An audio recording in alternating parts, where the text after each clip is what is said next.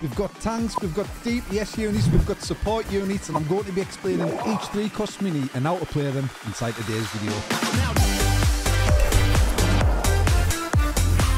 First up, we've got the Fisherman, and the Fisherman's a bit of an interesting one because he's not really a damage dealer or a support unit, but you're using to yoink your opponent's minis closer to your side of the board, targeting their win condition, trying to take them out of the game.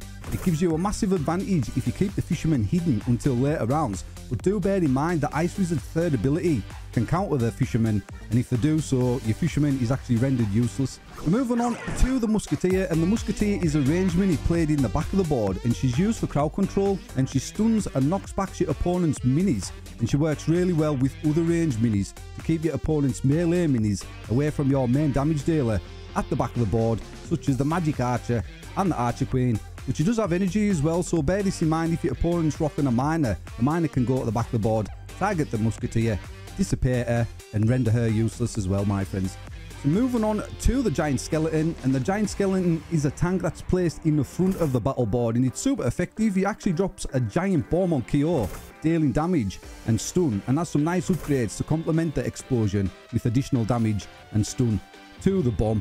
And it's good against melee units such as the Countess, the Monk, Barbarian King, and other melee minis, and can be effective when the jump pad is in rotation because you can actually place a Giant Skeleton on the jump pad, send him to the back of the battle board to gain additional damage on range minis. Moving on to the Swordsman, and the Swordsman is a support unit that you place behind your tanks.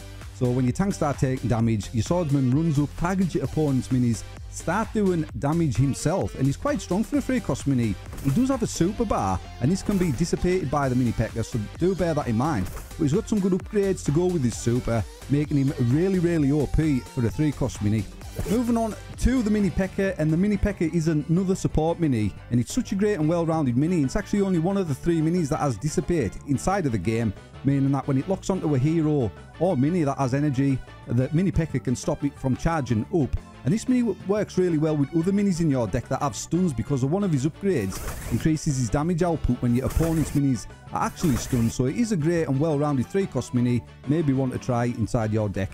Moving on to the Dark Goblin, and the Dark Goblin is actually a range mini that you place in the back of the battle boards, and if left untouched, this mini can delete entire decks during the course of battle, mainly because his first upgrade is unlimited attack speed, so the longer he shoots, the faster he gets. Super OP mini, really one you should try in your deck. He pairs really well with the Shield Maiden. Moving on to the Bowler, and the Bowler's another interesting one, just like the Fisherman, because he's not really a damage dealer or a support unit, but he does have a clash ability where he rolls his Bowler roll at the start of the round, dealing damage and stunning your opponent's minis that's in his path. And he's actually really useful when certain tiles are in rotation, like the Devil's Deal tile and the Clone tile, because you can use the Bowler to mark that tile and get additional damage and potentially knock out your opponent's minis. So just bear this in mind when them tiles are in rotation. So next up, we've got the Healing Ranger, and the Healing Ranger is a ranged unit that you place in the back of the battle board, and she actually throws a healing spear to the furthest ally, giving them extra life, and she's got some nice upgrades available to amplify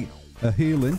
She actually, one of the upgrades is actually a wider radius, so she can actually eat multiple units of yours, healing multiple units at once. And she's got one super important upgrade, which is Unstoppable.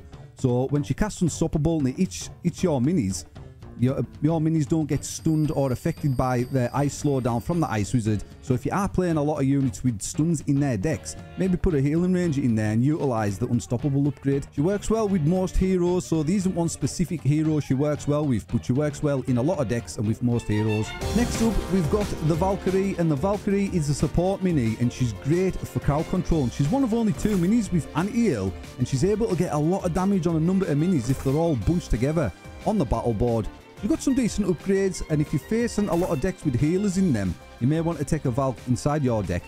And finally, we've got the Golden Giant, and the Golden Giant is a 3-cost tank that you place on the front of the battle board. Such a great mini for a 3-cost mini. Has some good upgrades. One of his upgrades is once he's stunned, he actually heals himself, and it's super convenient because once his abilities charge up, he headbutts your opponent's minis, heals himself. Once that upgrade is applied to the Golden Giant, works really well against Wave Master players, Roll Champ players, because when the Wave Master darts forward, he actually counts as a stun on the Golden Giant, so he heals himself. And when the Roll Champ throws that shield and he hits the Golden Giant, actually counts as a heal, so he heals himself once again.